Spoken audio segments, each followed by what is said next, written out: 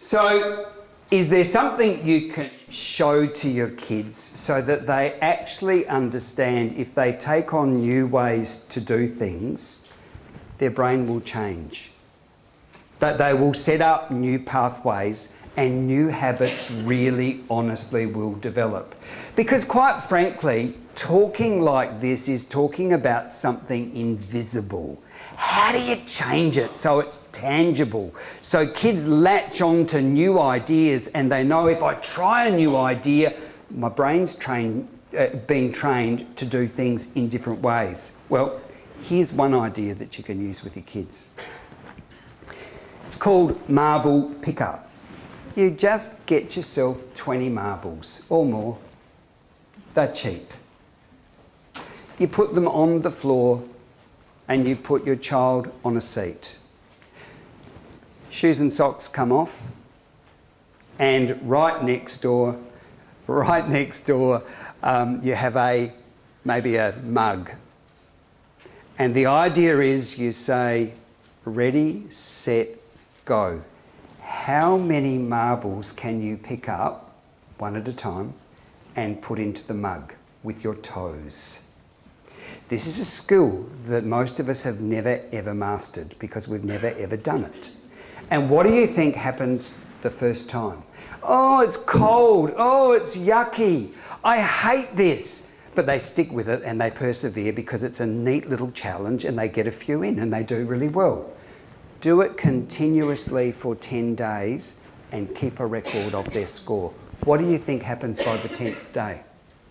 Oh, you've got it. They get so much better. There's your evidence of brain pathways kicking in, of new habits developing. You can do the same for juggling. You can do the same for walking around with a beach bat and tapping a ball up and down, or a ping pong ball up and down.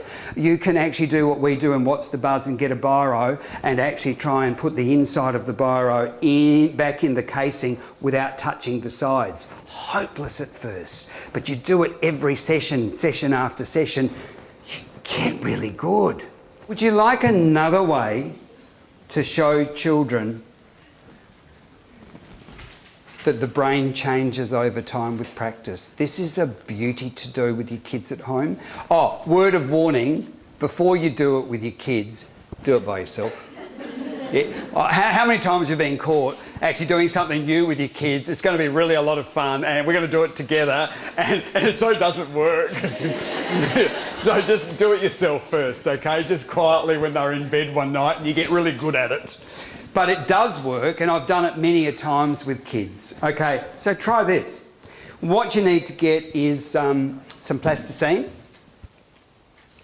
And the reason that I love this experiment is that it turns something really abstract, in other words, thinking, into something really tangible that the kids can see. So you get your plasticine. You make 2 balls of plasticine about 4 centimetres in diameter, so just roll them into a sphere. And then what you do is you place your first ball of plasticine over the water. And you say to the kids, well, what do you think's going to happen? And of course they'll tell you, well, it's going to sink. And it does. And you might just say to the kids, well, you know what? This ball represents somebody who just gives up. Somebody who just sinks into anger or sadness when they're facing one of life's challenges. Next, you reach for the other plasticine ball. But this time, you don't drop it into the water. This time, you reshape it, you flatten it, and you reshape it into a boat. And this shows how we can change our thinking. We can always reshape our thinking. In this moment, we're choosing to look at a problem in a positive way. We're reshaping our attitude. Now gently place the boat and your new attitude into the water and you watch it float. Ask your kids, what should it remind you of in the future? We can always change how we think about things so that it works better for us. But there's more, and watch this really carefully. Gently reach in, take out the ball at the bottom, pop the ball into the boat, and the boat actually carries it. That boat represents our most optimistic selves. And what are we modelling? We're modelling resilient thinking. We're also modelling that when we think in this way, we can carry others along with us.